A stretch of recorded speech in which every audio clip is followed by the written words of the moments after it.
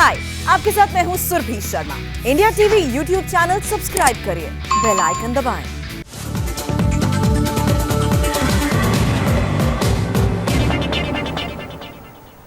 तो बंगाल चुनाव के बीच एक बहुत बड़ी खबर आ रही है। कोल तस्करी केस से जुड़ा एक सनसनीखेज टेप सामने आया है। इस टेप में कोल तस्करी केस के आरोपी अनूप मांझी के करीबी गणेश बागड़िया और एक सरकारी ऑफिसर के बीच बातचीत का दावा किया जा रहा है। दोनों की बातचीत में अभिषेक बैनर्जी तक हर महीने 35 करोड़ रुपए पहुंचाने का दावा किया जा रहा है और यह पैसा कोल माफिया से विनय मिश्रा के जरिए अभिषेक बैनर्जी तक पहुंचाने की बात टेप में किए जाने का दावा है।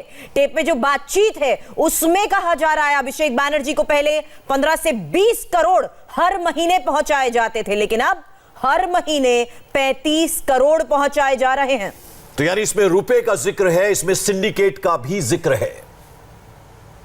ऑडियो टेप में कौन सा अच्छा बोल सकते हैं कि भाई ये एक फिक्स इनकम आ रहा है हर महीने। कितना मोटा मोटी कितना वहां तक पहुंच जाता था, उस तक कितना पहुंच जाता था अभिषेक तक? 45 लास्ट 2 साल 2.5 साल 35 बिल्कुल लग रहा है उस तक पहुंच जाता था हर मंथ। बाकी जो जाता वो महीने में वो खर्च यानी कि वहां तक डिलीवरी कम से कम 35 तक हो जाता। अशोक मिश्रा आपको उसके पास एग्जैक्ट फिगर वही देता था सारा पैसा लास्ट 2.5-3 साल से 3 साल से 3 साल से अशोक मिश्रा है। 3-4 साल हो गए। तो वो वही पोस्टेड है 3 साल से वही नहीं, पहले विष्णुपुर में था। अच्छा, डायमंड हार्बर में अभिषेक का कंस्टिट्यूएंसी। अभी 2 साल से इधर है, 1.5 साल में 2 साल से इधर बोल के गया हमको बिलिंग में दिक्कत हो रहा है, इतना दूर से लोग को बुलाने में, फोन पर नहीं बात करना। तो वही नजदीक में पोस्टिंग कर दीजिए, सबको वहाँ बुला कर डील कर ले। अच्छा, किसको? विनय को बोला? विनय को बोला तो विनय अभिषेक तो किसी से बात नहीं करता था। ऑडियो टेप में कोल तस्करी, बंगाल की पॉलिटिक्स, टीएमसी छोड़कर जाने वाले नेताओं, सभी को लेकर बातचीत है। आपको सिलसिलेवार तरीके से सुनाते हैं बंगाल चुनाव के बीच आए इस विस्फोटक टेप में क्या क्या खुलासे हैं। एक स्टोरी और सुनिए। एक्साइज कमिश्नर अपना आदमी पोस्टिंग कर दिया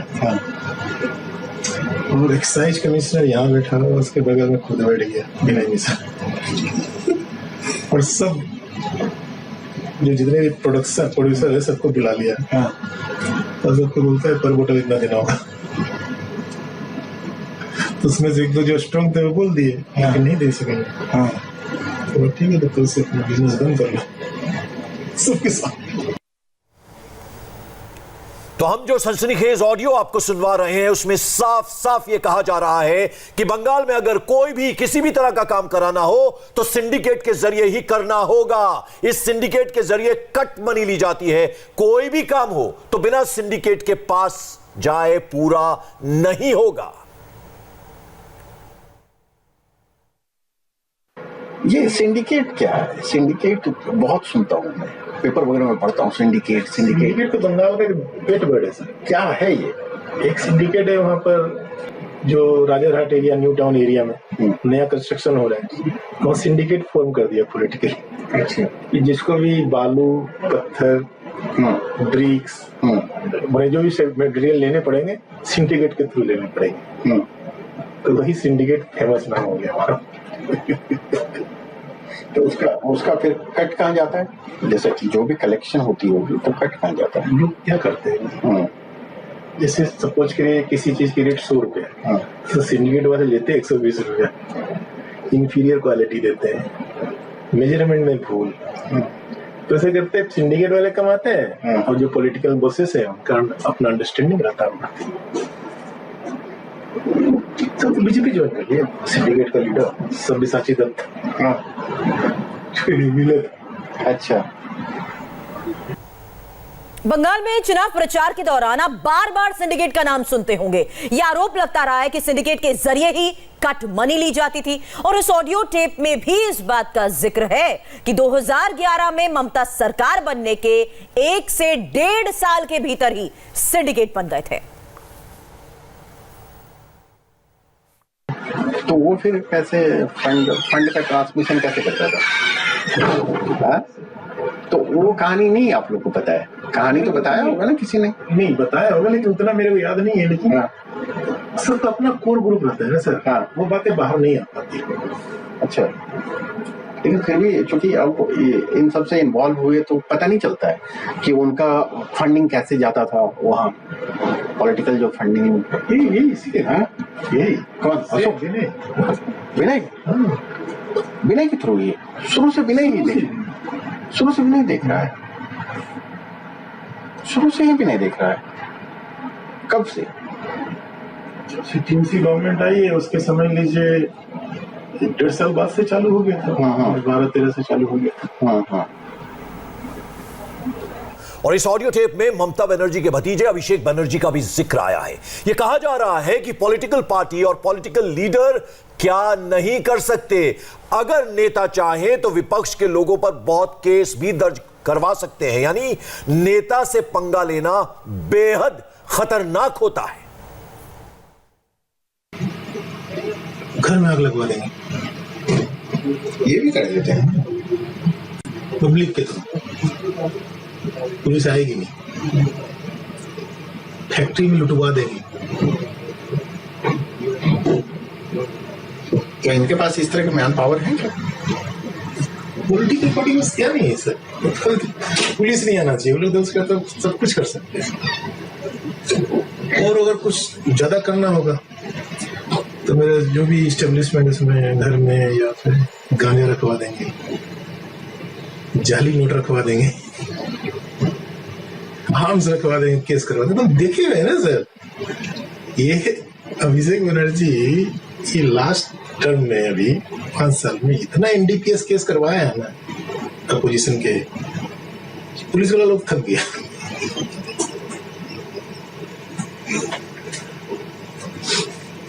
इसलिए बहुत है, इससे बहुत डेंजरस।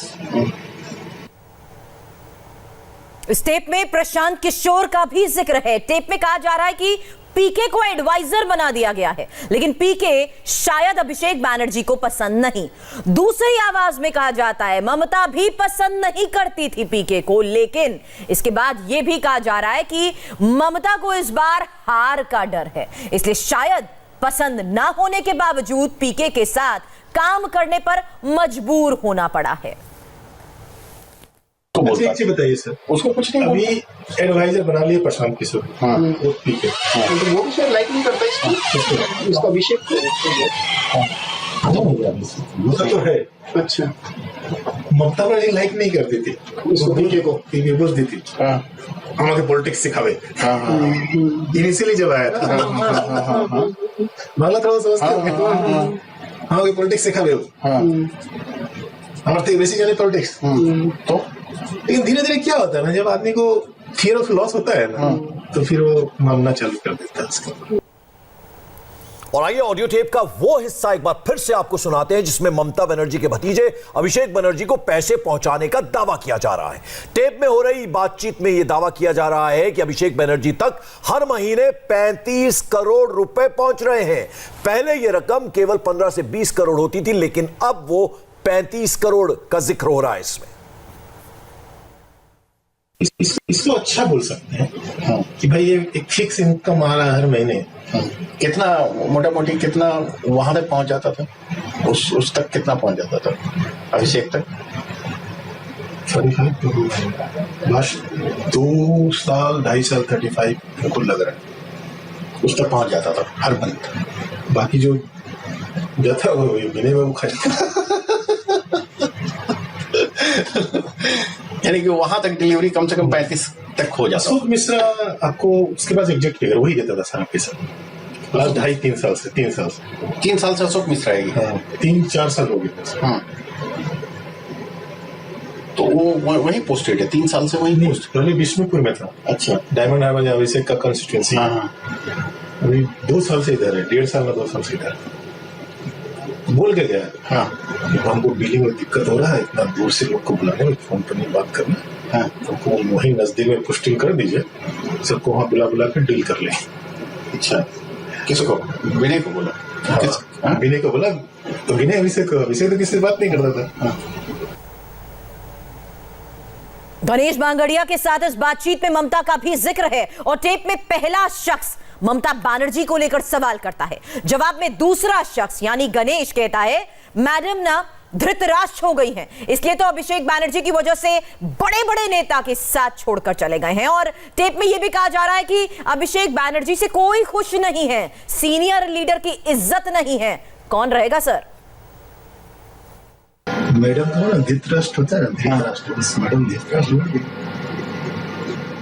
तो उन तक भी तो इन्फॉर्मेशन जाता होगा ना। धृतराष्ट्र बन देगा, बच्चा काम नहीं करने देते हो तो इसलिए तो सब अच्छे सीनियर छोड़ के गए हमें ड्यू टू अभिषेक। चाहे मुकुल राय बोलिए, सब्यसाची दत्ता बोलिए, शोभन चटर्जी बोलिए, फिर आपकी अधिकारी और भी जाने के लिए तैयार है। कोई खुश नहीं है इससे। पॉलिटिक्स में इतना ग्राउंड से लोग तैयार किया है टीएमसी पर, उसके बाद एक सीनियर लीडर की रिस्पेक्ट नहीं है, कौन रहेगा सर? मैडम तो ना धृतराष्ट्र होता है, धृतराष्ट्र बस मैडम धृतराष्ट्र। तो एक एक करके हमने तमाम इस ऑडियो टेप के हिस्से आपको सुनवाए और ऑडियो टेप के जितने भी हिस्से अब तक हमने आपको सुनवाए हैं उनसे एक बात तो साफ हो गई है कि ममता सरकार में अभिषेक बनर्जी का काफी दबदबा है। बात करने वाले लोग अभिषेक बनर्जी के क्रिमिनल माइंड होने का जिक्र भी कर रहे हैं, साथ ही इस पर भी बात की जा रही है कि ममता बनर्जी आखिर अभिषेक बनर्जी के खिलाफ कोई एक्शन क्यों नहीं लेती है। और कई बड़े खुलासे इस टेप के जरिए हो रहे हैं और क्या क्या खुलासे टेप में हुए सुनिए। वो क्रिमिनल माइंड का है क्या? कितना मर्डर देख रहे हैं तो उसी के हिसाब और क्या था सर? किसकी हिम्मत है सर? पब्लिक क्यों नहीं उसके अगेंस्ट होती है? देखिए क्या होता है ना, हमने सर को बताया कि ममता बनर्जी एक इतना बड़ा लाइन खींचती है ऊपर जाने के लिए, अभिषेक बनर्जी इतना बड़ा लाइन नीचे खींच देता है। तो ये वो उनको नहीं पता होगा, वो क्यों नहीं कुछ उसको बोलता। और हमारे दो सहयोगी लगातार इस खबर पर हमारे साथ बने हुए हैं, पवन नारा और अभय पराशर। पवन, आपके पास एक बार पहले आना चाहूंगा मैं, यानी इस ऑडियो टेप में कई सनसनीखेज और चौंकाने वाली बातचीत जो है वो सामने आ रही है। इसमें पैसे का जिक्र है जो पहले 15 से 20 करोड़ था, फिर 35 करोड़ हो गया। सिंडिकेट का जिक्र है, नाम है अशोक मिश्रा, विनय मिश्रा, अभिषेक बनर्जी का जिक्र है, यहां तक कि प्रशांत किशोर का भी जिक्र है कि उसे दीदी पसंद नहीं करती, अभिषेक बनर्जी पसंद नहीं करते, लेकिन कोई चारा नहीं है क्योंकि चुनाव का वक्त है, ऐसे में एडवाइजर बना दिया गया। और ममता बनर्जी का जिक्र है कि वो धृतराष्ट्र बनी हुई है, यानी उन्हें कुछ दिखाई नहीं देता।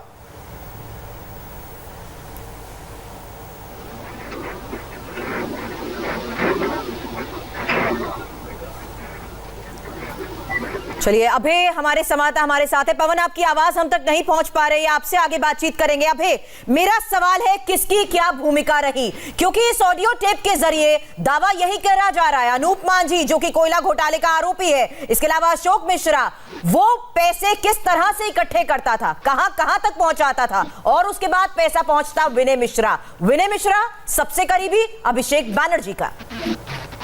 देखिए, बिल्कुल सुरभि, विनय मिश्रा बेहद करीबी है अभिषेक बनर्जी का और विनय मिश्रा अभी फरार है, उसकी तलाश लगातार की जा रही है। बड़ी बात यह है कि हालांकि इस ऑडियो के बारे में जो हमारे सूत्र है सीबीआई के, उनका यह साफ तौर पर कहना है कि इस तरीके के सबूत सीबीआई के पास है, क्योंकि गणेश, जिसकी ये ऑडियो है जिसमें गणेश तमाम बातें कर रहा है अभिषेक बनर्जी और ममता बनर्जी से जुड़ी हुई, और 35 करोड़ रुपए जाया करते थे अभिषेक बनर्जी को, ये हमारे सूत्र ये बता रहे हैं कि गणेश से सीबीआई ने पहले पूछताछ की थी, उससे पूछताछ का उससे एक बार पकड़ में लिया गया था, उससे पूछताछ हुई थी, उसे कोर्ट में पेश करके कोर्ट में भी उसके बयान दर्ज कराए गए थे, जिसमें ये तमाम जो सबूत है वो मिले थे सीबीआई को कि बहुत बड़ी गड़बड़ी है और तमाम जो पॉलिटिशियन है वो इसके अंदर शामिल है। हालांकि क्योंकि अभी जांच जारी है, लेकिन बड़ी बात यह है कि हाल ही में अभिषेक बनर्जी से भी सीबीआई ने पूछताछ की है, अभिषेक बनर्जी की जो पत्नी है उनसे पूछताछ की है, और जो सूत्र है वो ये बता रहे हैं कि अनूप मांझी जो कि फरार चल रहा है, ये खबर है कि अनूप मांझी फिलहाल जिससे 2 बार पूछताछ सीबीआई कर चुकी है, वो अभिषेक बनर्जी की पत्नी के अकाउंट में भी पैसे जो है वो ट्रांसफर किया करता था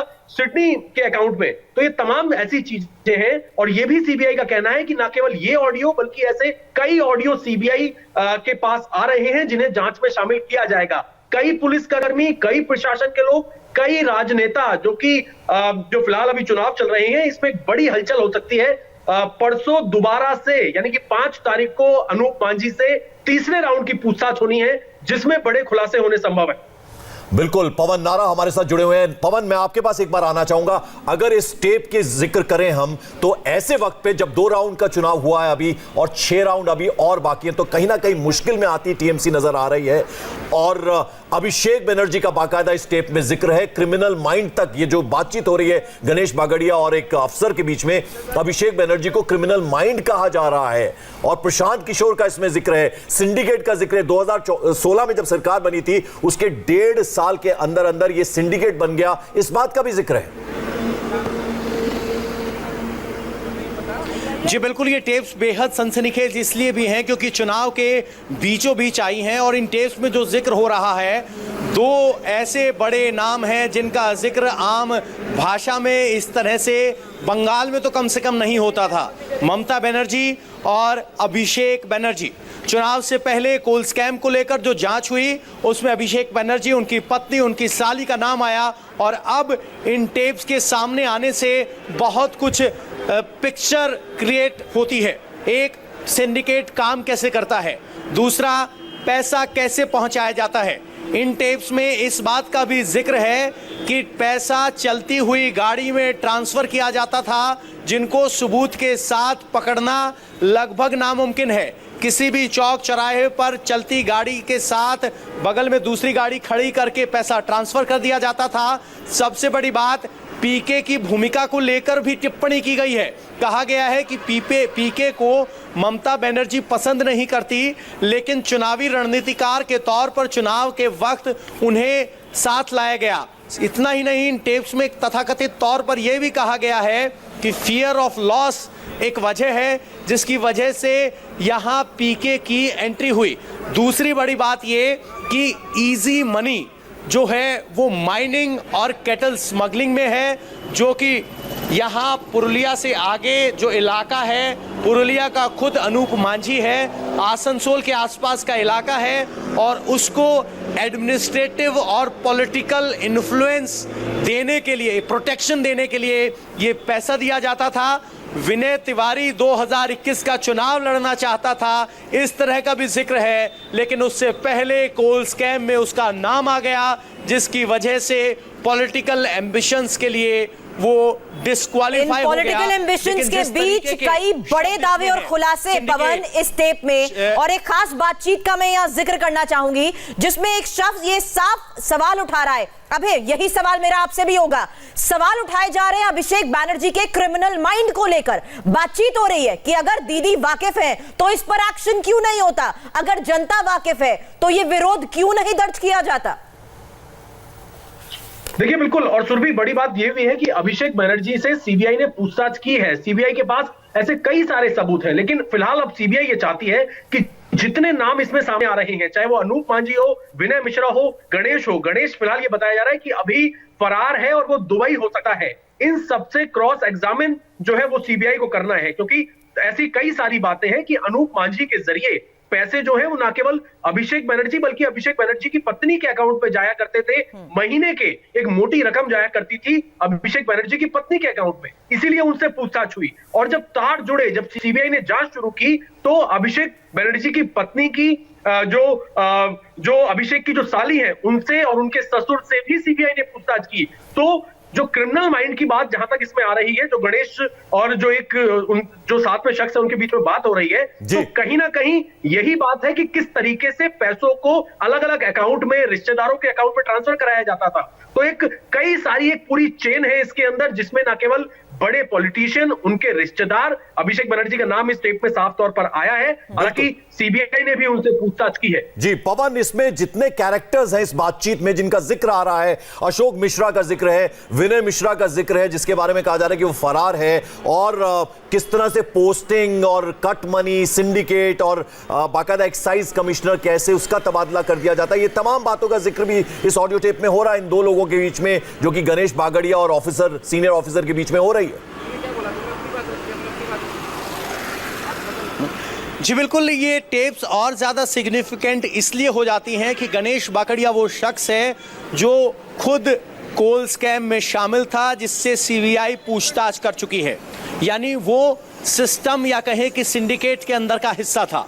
वो सिलसिलेवार तरीके से बता रहा है कि किस तरीके से पैसा पहुंचाया जाता था। शुरुआत में 2013, 14, 15 तक ये लगभग 10 से 15 करोड़ था, जो पिछले 2-3 साल में 30 से 40 करोड़ तक हो गया। इससे पहले सीबीआई के जांच में सामने आया था कि अनूप मांझी जो पहले कोल माफिया था, बाद में उसने कैटल माफिया के साथ सहयोग किया और ये पैसा बढ़कर 35 से 40 करोड़ हो गया। विनय मिश्रा के पास जिम्मेदारी थी इस पूरे पैसे को इकट्ठा कर पहुंचाना। विनय मिश्रा अपना कट रखता था और वो बाकी पैसा अभिषेक बनर्जी तक पहुंचाता था। ऐसा इन तथाकथित ऑडियो टेप में सुनाई दे रहा है। इतना ही नहीं, यहाँ स्पष्ट कहा गया है कि अभिषेक बनर्जी किसी भी व्यापारी से सीधे संपर्क नहीं करता था। Vinay Tiwari right hand man था, जिसके कहने पर या कहें कि जिसके इशारे पर ये सारा पैसा इकट्ठा होता था और चैनलाइज किया जाता था। इसके अलावा यहाँ राजाहाट का जिक्र चल रहा है। ये न्यू टाउन का वो इलाका है जो नया कलकत्ता बस रहा है, जहाँ नए होटल, मॉल और हाउसिंग कॉम्प्लेक्स डेवलप हो रहे हैं। कहा जा रहा है कि वहाँ ईंट, रोड़ी, गट्टी जो भी आता है उसके लिए एक सिंडिकेट है। इस तरह की बातें हमने पहले सुनी थी। अगर धर्मतल्ला या बाकी किसी इलाके में किसी के घर सीमेंट पहुंचती है तो कंस्ट्रक्शन के लिए उसे एक मुश्त राशि देनी पड़ती है।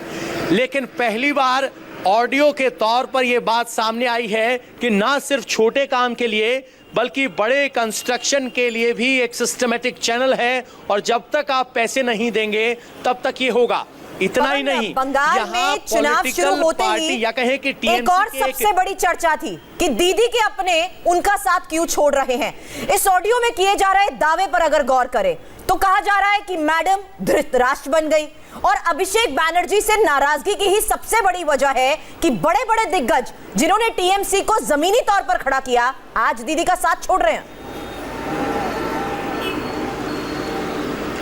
जी बिल्कुल, इन ऑडियो टेप्स में एक हिस्सा ऐसा आता है जहां कहते हैं कि ममता बनर्जी जो काम करती है पॉलिटिकल गेन के लिए, उस सब को अभिषेक बनर्जी जीरो कर देते हैं, और जो बड़े बड़े नेता टीएमसी छोड़ के गए हैं वो इसलिए छोड़ के गए हैं कि अभिषेक बनर्जी से आगे ममता बनर्जी नहीं देख पाती, और बाकी जो नेता जो ममता बनर्जी के साथी और साझेदार रहे थे टीएमसी को खड़ा करने में, उनको वो मान सम्मान नहीं मिल पा रहे हैं। 1 पॉइंट विंडो जो है अभिषेक बनर्जी हैं, और इसीलिए बाकी टीएमसी के बड़े बड़े नेता टीएमसी को छोड़कर आगे गए। इस तरह की टिप्पणी भी इन टेप्स में की जा रही है।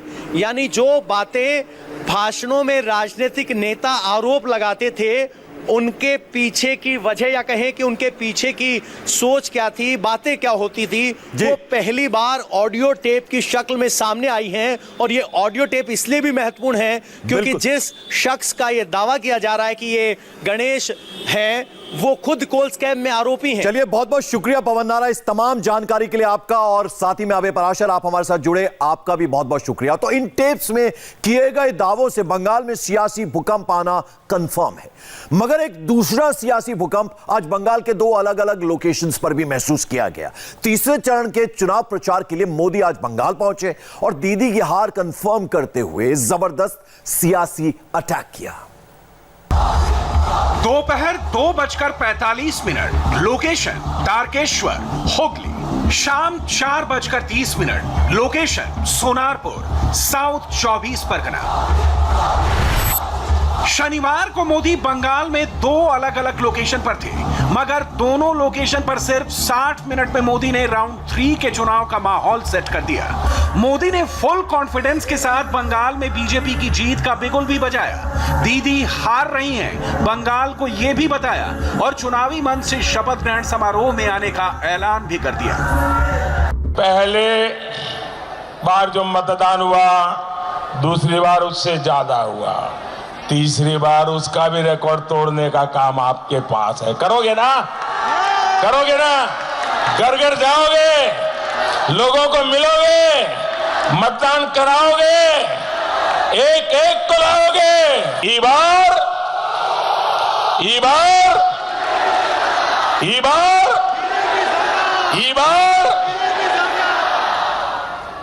बार जोर से छाप, कमल छाप। ई बार दीदी, ओ दीदी,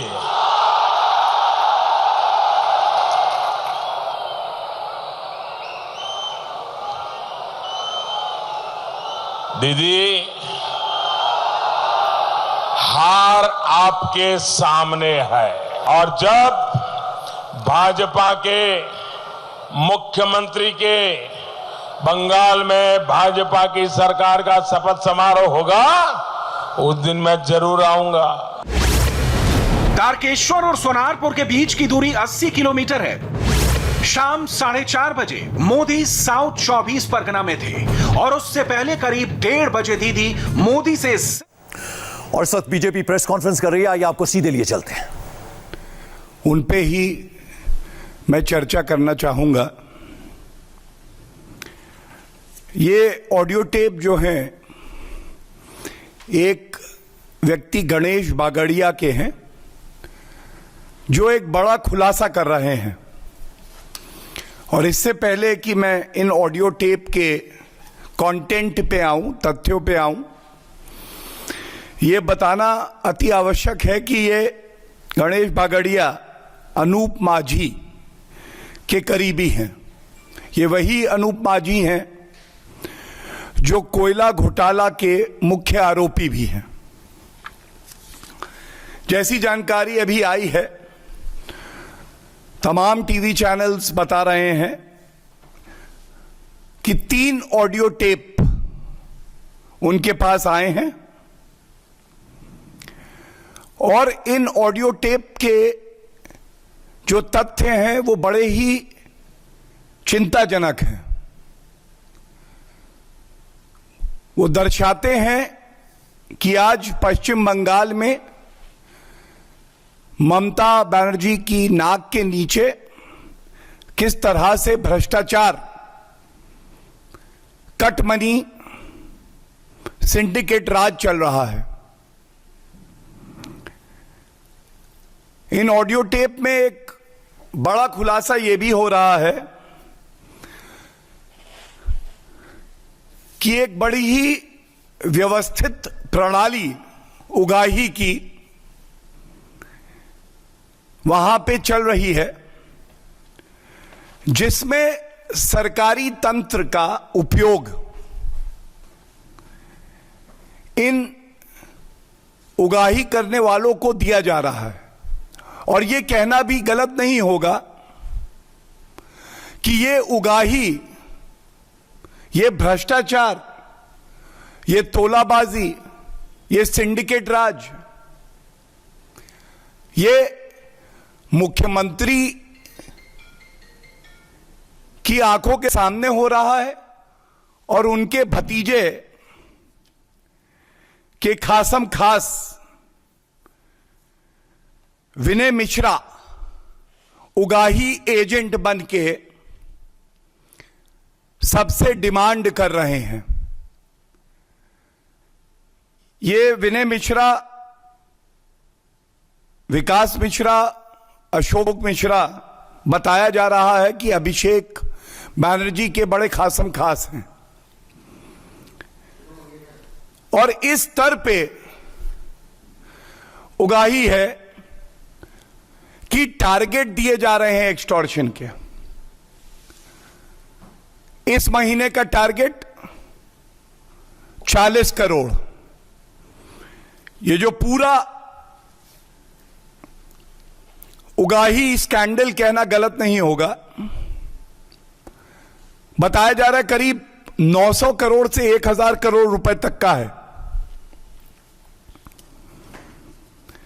यह चिंताजनक क्यों है लोकतंत्र के लिए, यह बताना अति आवश्यक है। जो तथ्य सामने आए हैं, पश्चिम बंगाल की जनता ने विश्वास जताते हुए ममता दीदी को मुख्यमंत्री बनाया। हम सब जानते हैं इससे पहले लेफ्ट की सरकार थी, तब भी वहां भ्रष्टाचार था। आम जनता को लगता था कि बदलाव की एक लहर आएगी, लेकिन आज और बुरा हाल हो गया है। खेला होबे, खेला होबे, खेला होबे, बहुत सुना हमने। आज बंगाल की जनता पूछ रही है ममता दीदी से, गिट्टी का भाव आप बताते हो, उगाही आप करवाते हो, क्या यही खेला होबे है? घर का नलका भी लगवाना हो तो कहां से लाना होगा, कितने का मिलेगा? इस तरह का सिंडिकेट वहां बना हुआ है। क्या यही खेला होबे है? किसी आम नागरिक को अपना घर बनवाना है, दीवार खड़ी करनी है, तो पत्थर ईंटें कहां से आएंगे, बालू कहां से आएगी, ये भी ये एजेंट बताते हैं। क्या यही खेला होबे है? प्रतीत ऐसा होता है कि ये भ्रष्टाचार का एक शोरूम और होम स्टोर खोल रखा है ममता दीदी ने। और चिंताजनक ये इसलिए है कि अगर बंगाल की जनता त्रस्त होकर इसकी शिकायत करती है, तो सरकार की जिम्मेदारी होती है कि कार्रवाई हो, एफआईआर हो और ऐसे दरिंदों को जेल की सलाखों के पीछे डाल दिया जाए। लेकिन दुख की बात यह है, क्योंकि कट मनी है, हर चीज का एक रेट चार्ट है, तो उनको जेल की सलाखों पे नहीं डाला जाता है, बल्कि इन ऑडियो टेप से सामने आया है, और मैं ऑडियो टेप के ही शब्दों का इस्तेमाल कर रहा हूं, कि कमिश्नर साहब के बगल में जो अभिषेक बनर्जी का उगाही एजेंट था, वो खुद बैठ जाता है और उसके बाद सभी लोगों से बताता है कि इतना रुपया जमा करो तो काम होगा, वरना नहीं होगा। ये ऑडियो टेप में आया है। हिम्मत देखिए, कमिश्नर के बगल में जो क्रिमिनल है, जो एक्सटॉर्शन करता है, जो सिंडिकेट चलाता है, वो खुद बैठ के रेट बताता है। तो ममता दीदी, क्या यही खेला होबे है?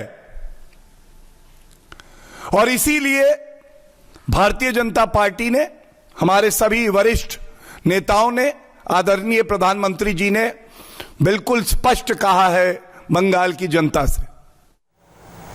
तो बीजेपी ने इन तीन ऑडियो टेप्स को उगाही स्कैंडल करार दिया है। बंगाल के इस विस्फोटक खुलासे से जुड़ी और बड़ी खबर आपको बताएंगे। साथ ही मुंबई से सचिन वाजे केस को लेकर भी बड़ी खबर आ रही है, वो भी आपको दिखाएंगे इस ब्रेक के बाद।